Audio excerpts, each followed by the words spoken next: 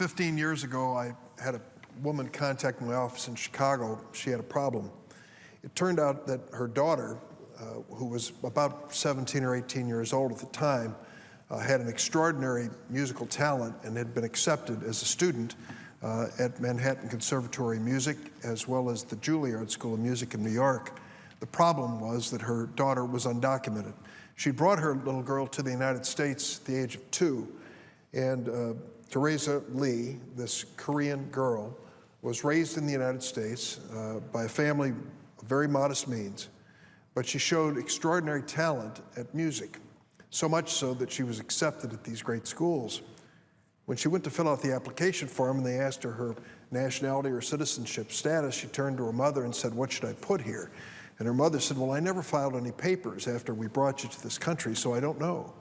They called our office and the law was very clear. This young girl, who for 15 or 16 years had grown up in Chicago, modest circumstances, gone to school, done well, excelled in her music, was in fact undocumented.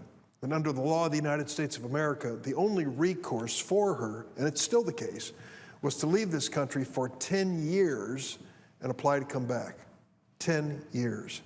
I thought to myself, this little girl had nothing to say when the family decided to move to the United States when she was 2 years of age.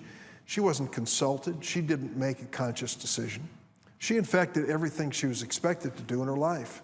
She grew up believing that she would be an American, that she would be part of this country's future. But she was in this undocumented status, an uncertain status. And that's why 15 years ago I introduced the DREAM Act. And it said, for young women and men like Teresa Lee, we'll give you a chance. If you were brought here as a child to the United States and you've gone through school and done well, you have no serious criminal issues that worry us, we'll give you a chance to earn your way into legal status and ultimately citizenship. Well, the DREAM Act was introduced 15 years ago, and over the last 15 years, it's passed in the House some years, the Senate in other years. It's never become the law of the land. It was a few years ago that I wrote a letter to then President Obama, still President Obama, and asked him, as a co-sponsor of my DREAM Act, could he do something to help these young people who were fearful that they were going to be deported. Senator Lugar of Indiana, Republican, joined me in a letter, and later some 20 other senators joined as well. President Obama studied it, asked his Attorney General and others to find a path, and he created an executive order. That executive order allows those who have been in the status of Teresa Lee a chance under the Deferred Action for Childhood Arrivals Program, or DACA program, to sign up with the government, to register with the government, to pay a filing fee of almost $500, to go through a criminal background check, and for that, if approved, receive a 2-year temporary and renewable status. That status would allow them to stay in the United States without fear of deportation and would allow them to work. Well, since the president signed that executive order, 744,000 young people have taken advantage of it. Many of their parents warned them. They said, be careful. If you sign up with this government and tell them you're not here legally, they might use it against you. Some of those students, young people, and their parents came to me with that concern.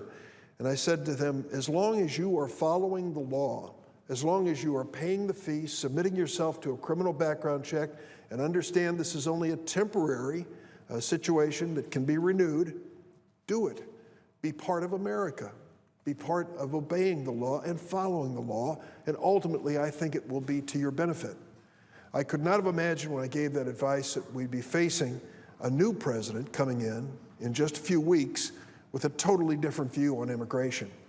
That president-elect, Donald Trump, has said some very hurtful and divisive things about immigration during the course of his campaign.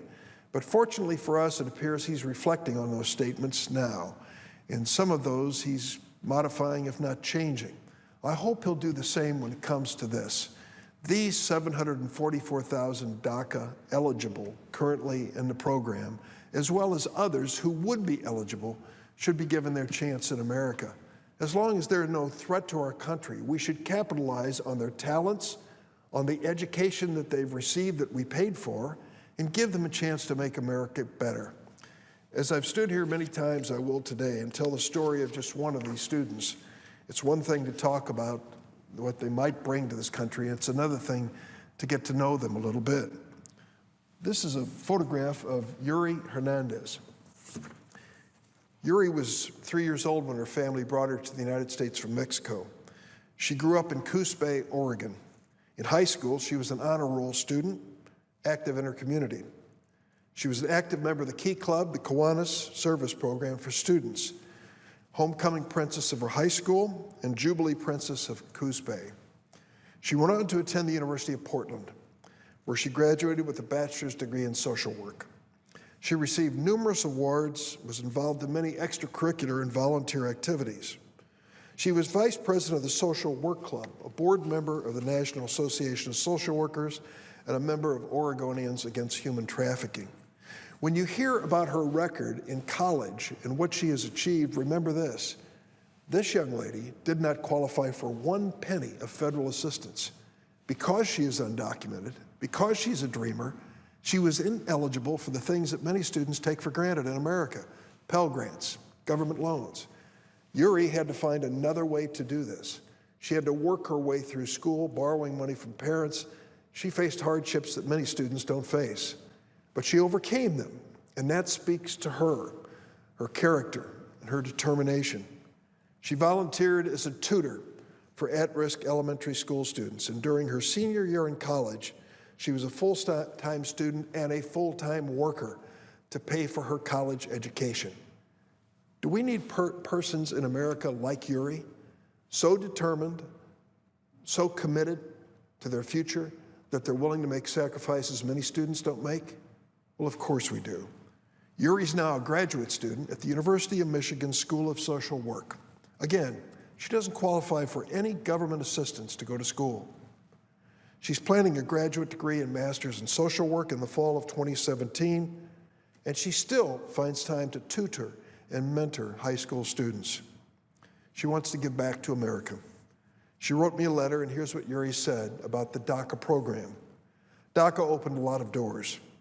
I no longer wake up every day fearing that I could be picked up and deported out of the United States. DACA changed my life completely and allowed me to use my education. Would America be better if Yuri is deported? If she's sent away from this country to a country she's never known? One that she was taken away from when she was a child of 3 years of age? I think the answer is obvious. And for her and for thousands just like her, this is a moment of testing. Will we in the United States of America, this nation of immigrants, this diverse nation which believes in fairness and justice, give to the dreamers, those DACA recipients, their chance to prove themselves? Will we hold these children responsible for decisions made by their parents, or will we give them their own chance in life? Mr. President, over the last few weeks, I've been back home to Illinois, and I've talked to a lot of people who've come to know these DACA recipients and dreamers. Many of these young people are despondent. They're afraid that with the new president, they're going to lose any protection they currently have from deportation. Some of them have been driven to despair. Some have decided to leave the country.